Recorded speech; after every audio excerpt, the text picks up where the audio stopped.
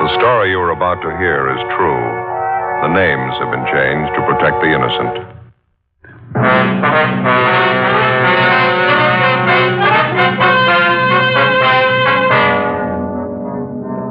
You're a detective sergeant. You're assigned to robbery detail. A pair of bandits are staging a rapid-fire campaign of holdups in your city. In 21 days, 11 food markets have been robbed. The holdups go on. The suspects are still unidentified. Your job? Get them.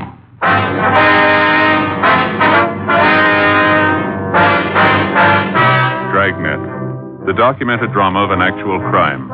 For the next 30 minutes, in cooperation with the Los Angeles Police Department, you will travel step by step on the side of the law through an actual case transcribed from official police files. From beginning to end, from crime to punishment, Dragnet is the story of your police force in action.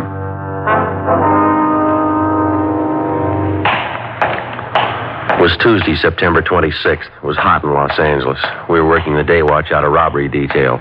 My partner's Ben Romero. The boss is Captain Didion. My name's Friday. It was 9:18 a.m. when I got to the record bureau, Lieutenant Cunningham's office. Joe, what's doing? Oh, not too much. Got a job you can do for us, Frank. Like to have it as soon as you can get it out. Oh, what's it about? On these market bandits. We've already gotten out a dozen teletypes and bulletins on them. Like to get out some mimeographs, too, if we can. General distribution, eh? What do you want on them? Well, I better lay out the whole thing for you. A lot of the copies are going to the Retail Grocers Association, all their members. No luck with those two thieves so far? No. We're no closer than we were 3 weeks ago. Figure this ought to plug another loophole. How many copies you figure you want on this? About 1,000? Yeah, that's fine. That ought to do it. All right. Okay, now what do you want to go in it, Joe? Well, you better lead off with the first job they pulled. That was on the 3rd of this month. Makes it a little better than 3 weeks now. They hit a supermarket out on Pico. Okay. Got it? Ever since, they've averaged about 3 jobs a week. We know they're hitting nothing but supermarkets. All of them on main thoroughfares, no small neighborhood stuff. Yeah, I got it. So far, they've confined their operations to the 77th Street Division and the county territories, generally the south end of town. They're 2 men, and they got a pretty well-established M.O. Well-established, okay. They're hitting in the morning hours, usually from the time the markets open up until around noontime. They use a stolen car. 95% of the time, a car stolen from the industrial area. Cars they steal for the jobs are always either a Pontiac or Nash. Yeah. We also know they're dropping the stolen cars within a short radius of the holdup scene, about a half a dozen blocks or so. In some instances, they use a second automobile or public transportation, some kind of bus or streetcar, to make their getaway after they drop the stolen just a minute, Joey. I'm sorry. Going a little fast, huh? Yeah. Okay, I got it. Okay. Well, let's see. All right, go ahead now. They usually pull up and park directly in front of the market that they're going to hold up. One of the men always remains in the car behind the wheel. Apparently, it's always the same man. Here's the description. Meager. We know he's good size. MWA. Fairly large build. Here's about the best description we've been able to piece together on the second man. Picked up a little bit from each victim. All right. Second man described as MWA also. About 5 foot 8 inches, medium build, 155 to 160 pounds. Always wears a hat. Yeah. Brown suit, rough material of some kind, maybe tweed. Want to smoke, Frank? Huh? Smoke. Oh, no. All right. When he enters the market for the holdup, the second man always holds a white handkerchief. Holds a white handkerchief to his face as if he's wiping his eyes. Keeps most of his face covered with it during the robbery. He's armed with a nickel-plated revolver, possibly .38 caliber. We know the jobs are well cased because in almost every instance the suspect goes directly to the manager of the market. Goes directly to the manager. He hands the manager a brown paper sack, tells him to put the money in it, and then he takes off. So far, he's never attempted any rough stuff, no gunplay. On 3 occasions, when the suspects got only small amounts of money at one market, they hit again in 15 or 20 minutes at another store in the same general area. They never make any attempt to disguise or conceal the license number on the getaway car. As I say, they always abandon the car a short distance from the holdup scene. I see, Okay, I got it. Well, that's about all of it, Frank. I guess you can boil that down into some kind of shape, huh? Yeah, okay. I'll have it typed up in a form. I'll get you a copy before we make the run, see if it's okay with you. Fine, thanks. It's not going so good, huh? No, it isn't, Frank. Pretty slow. We've been on top of the thing for a couple of weeks now. We're still looking for some kind of a break. Say, I understand Glenn Chandler from your office took off for some fishing down in Mexico, huh? Yeah. He's not doing bad from what I hear. I got a card from him yesterday. He's down by Keno Bay. He put the bite on me to send him a dozen martin plugs. Yeah.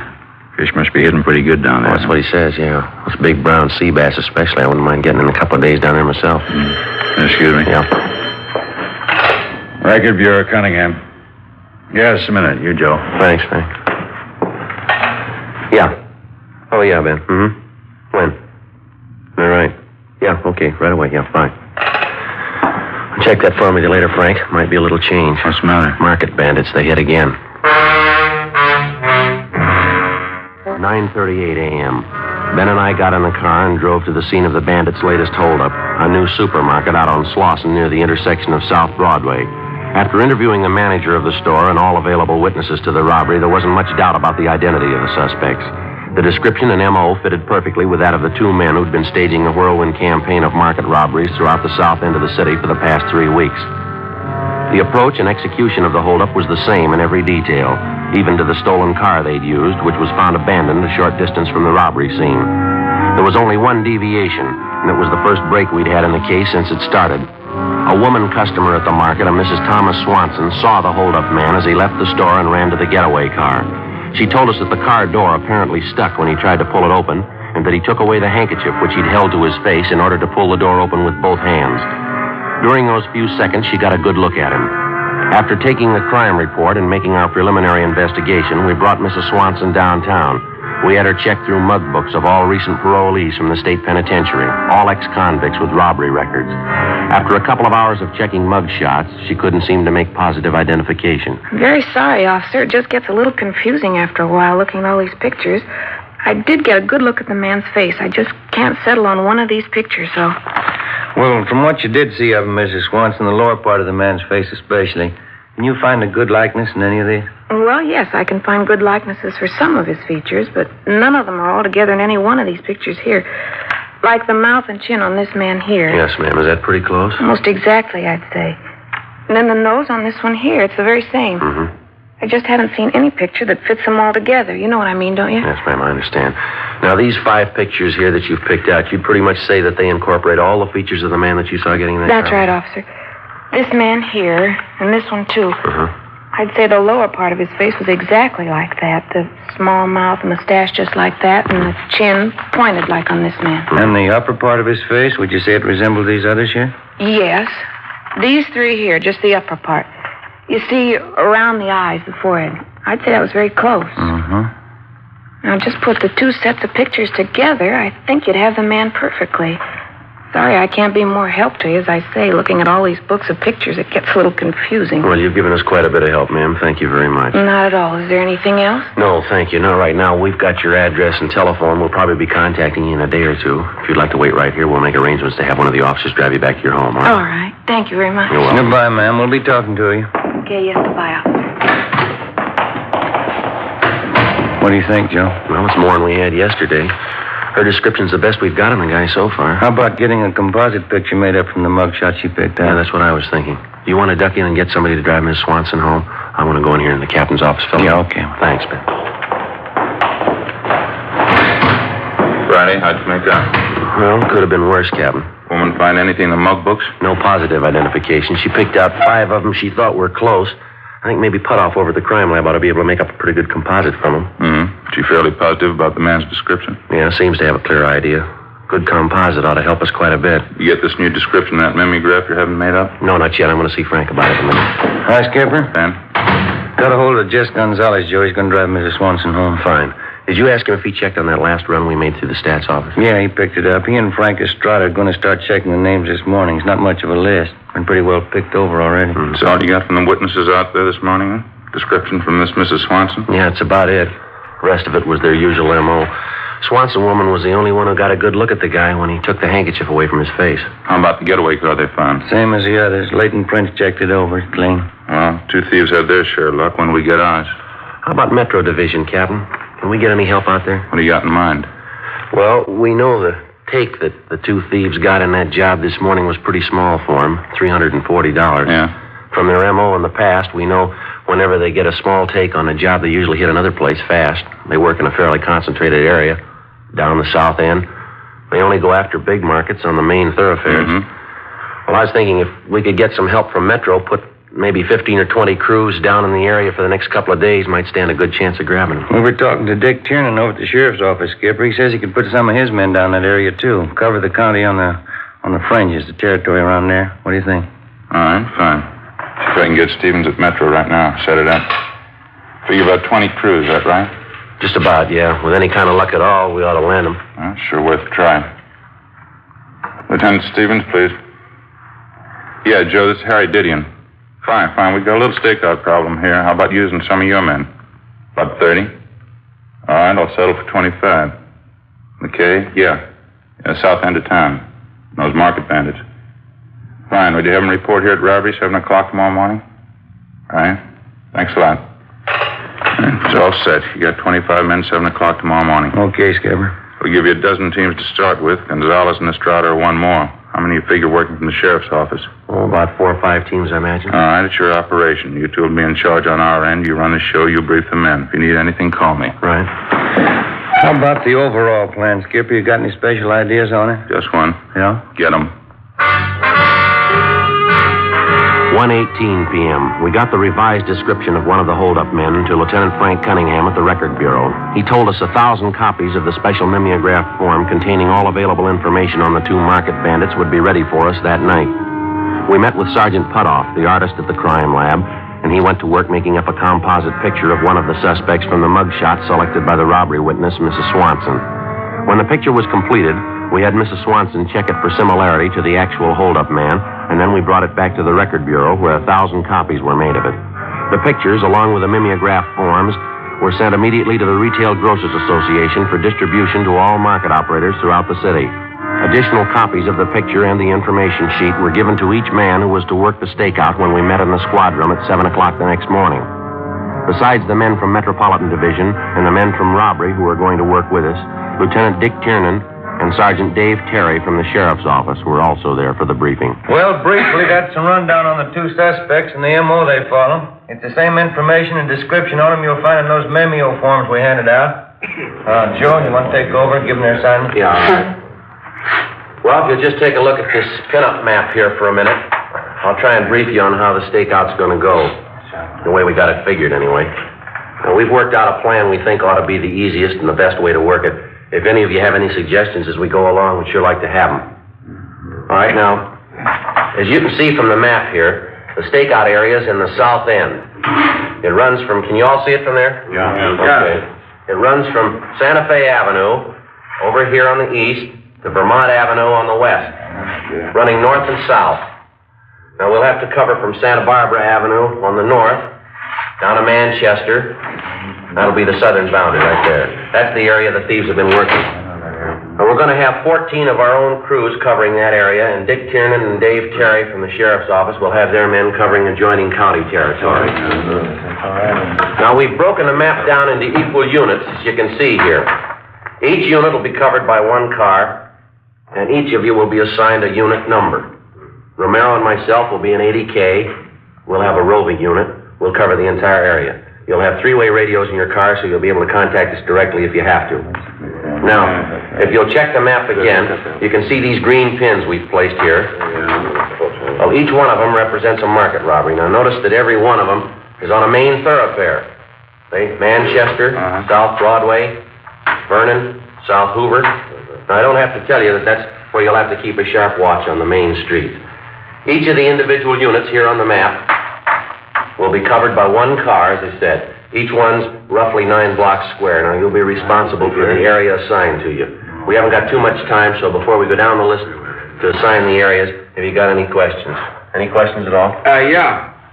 Suppose there's a 211 call in somebody else's area.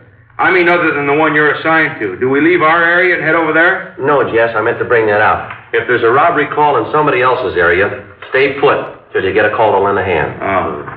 Anything else? Yeah, how about the managers of these markets? They've been briefed on the stakeout? They know we're going to be covering the area? Yeah, they've all been alerted. Now, in case of a holdup, they might try to contact you directly.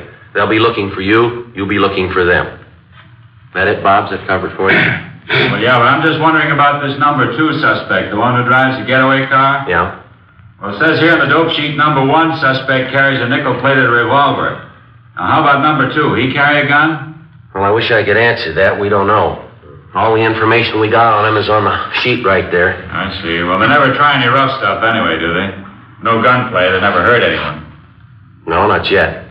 Don't let him make you the first. 7:30 a.m.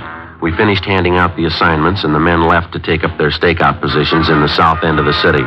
2 men to a team, each team in a 3-way radio car, each car to patrol a designated 9-square block unit. There were 20 such units within the frame of the overall stakeout area. At the same time, cruiser cars from the sheriff's office, operating on their own radio setup, began patrolling the fringe positions which fell in county territory. Through Control 1 at our communications division, we kept in continual contact with them. 8 a.m. All the cars were in position, each of them patrolling their individual 9-square block unit. The first 2 hours passed, no reports, no sign of the market bandits. Between 10 a.m. and noon, half a dozen possible suspects were stopped and questioned by different teams and then brought to the 77th Street Division for processing. All of them were eliminated. The afternoon of the first day went pretty much the same. We had shakedowns on 4 parked cars in the area and more shakedowns on possible suspects. Nothing materialized. The next morning, Ben and I, along with the other 32 men in the stakeout, picked up where we'd left off. Again, no sign of the suspects, no reports. The morning of the third day, the stakeout detail met in the squad room as usual and then left to take up their regular assigned positions. 7:35 a.m. How about it, Joe? You ready to go? Yeah, just a minute. Okay, let's go. I'll get it. Okay. Robbery Friday. Yeah. Where? When was that? Yeah, right away. Oh, come on, we gotta hurry. What is it? Market bandits, maybe we got them. 7:50 a.m. Ben and I arrived at the intersection of 58th and San Pedro Streets. 2 of our stakeout cruiser cars were pulled up at the southwest corner. One of the teams was Jess Gonzalez and his partner Frank Estrada. Gonzalez briefed us on what had happened. Victim's the owner of the supermarket down the block in San Pedro. He was walking from his house to the store, and he passed the corner here about 7:35 a.m. Had $340 on him. Part of yesterday's receipts from the store.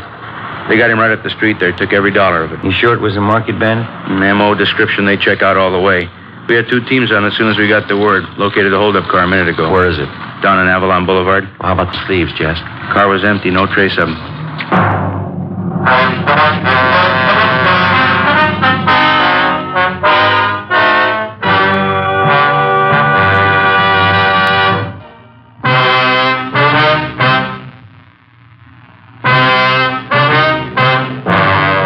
Saturday, 8:05 a.m. The latest victim of the market bandits, the owner of the supermarket on San Pedro Street, was taken to the 77th Street Division where the crime report was made.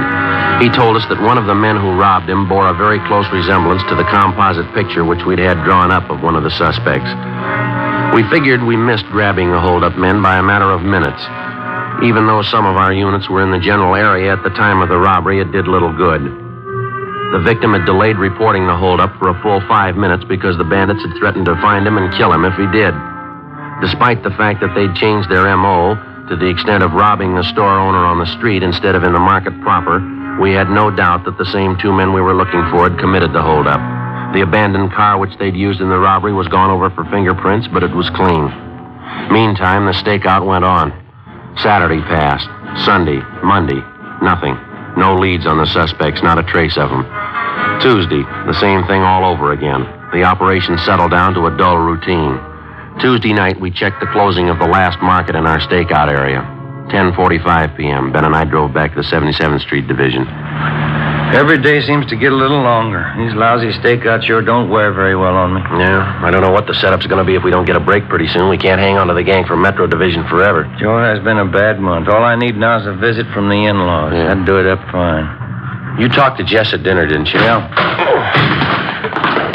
What'd he say about those 2 men they picked up on South Main this afternoon? They brought them in for processing, checked them out. Couldn't find anything wrong. Both of them clean. Mm-hmm. Go ahead. Yeah.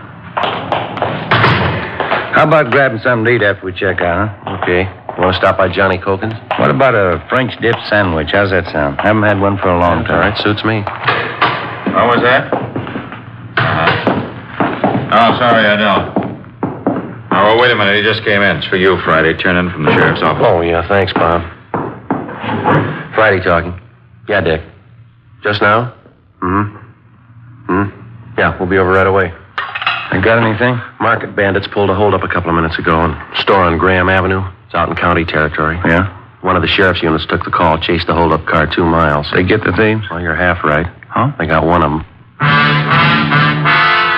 10:52 p.m. Ben and I drove to the sheriff's Firestone substation where the market bandit suspect was taken after his apprehension.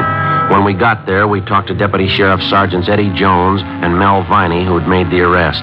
They said they arrived at the scene of the holdup, the market on Graham Avenue, a few moments after the bandits pulled away in their stolen Nash sedan. Jones and Viney gave chase, but when they finally forced the holdup car to a halt, the driver was the only one in the car. Somewhere along the route of the 2-mile chase, the second robbery suspect had succeeded in jumping out, along with the loot taken in the robbery and making good his escape. A broadcast in the bulletin was gotten out immediately. The holdup suspect they'd apprehended had been fingerprinted, and they were checking on his identification downtown. Ben and I went in to talk to him. Jones and Viney stood by while we questioned him. I still don't know what it's all about. Property clerk will give you an itemized receipt for everything you have on you. Take everything out of your wallet now. Put it out on the table. You're making a pretty big thing out of nothing, aren't you? I haven't done anything. You want to check those things from his wallet, Ben? The cards and some of those papers? Yeah.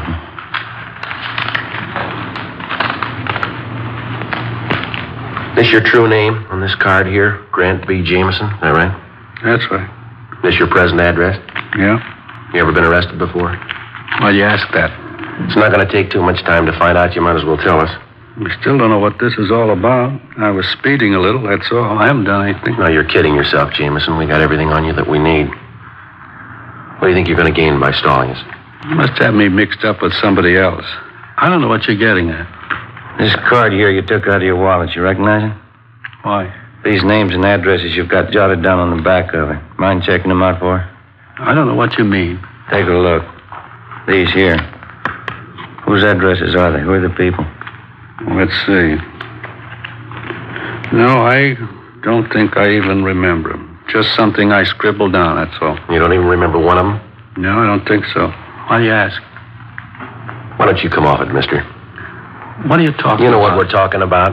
You know it as well as you know your own name. 14 robberies down here in 28 days. You're picked up in the hold-up car after the last try tonight. Your partner gets away. Now, you go right on kidding yourself, Jameson. Play it real close. You see how far it gets you.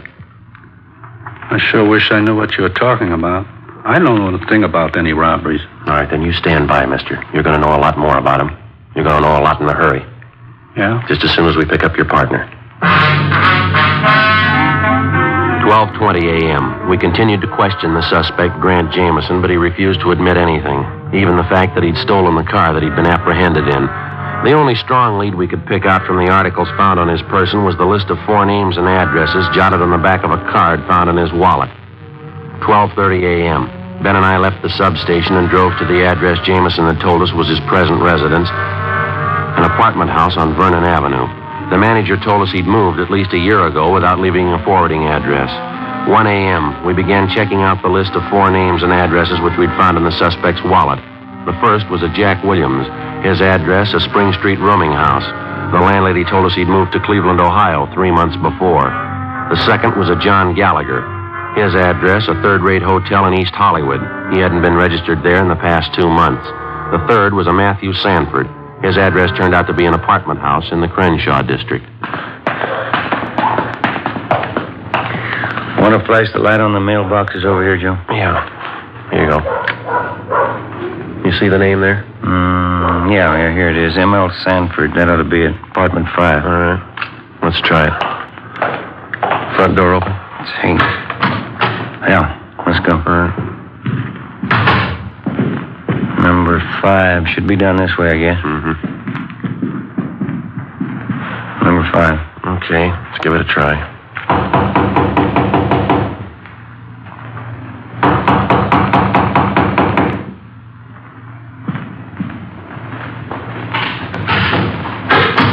Grant, that you? Police officers. You Matthew Sanford? Get out of here. All right, hit it, Ben. Yep. All right, come on. Put the gun down. Drop it. I got it, Joe. All right, get your hands out. I'll cover him. Look around, huh? All right. What is this anyway? What's the idea? You tell us. You pulled the gun. You got no business in here.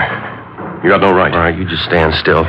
We'll explain it downtown. Money sacks, Joe. Found them in the desk. Same market they hit tonight. All right, Sanford. You got nothing from me. I don't know what you're talking about. Get his coat, will you, Ben? Yeah, all right. What are you trying to build anyway? You haven't got anything on me? 14 robberies, mister. That's what we got on you. You think you got proof? We got it. Yeah? 14 victims. Come on, let's go.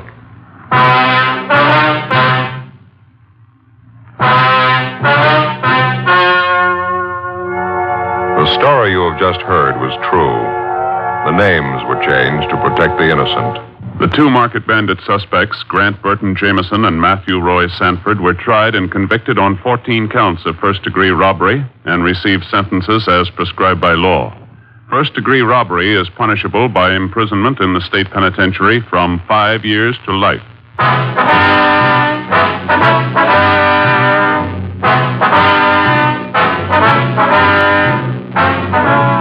You have just heard Dragnet, a series of authentic cases from official files. Technical advice comes from the Office of Chief of Police W.H. Parker, Los Angeles Police Department.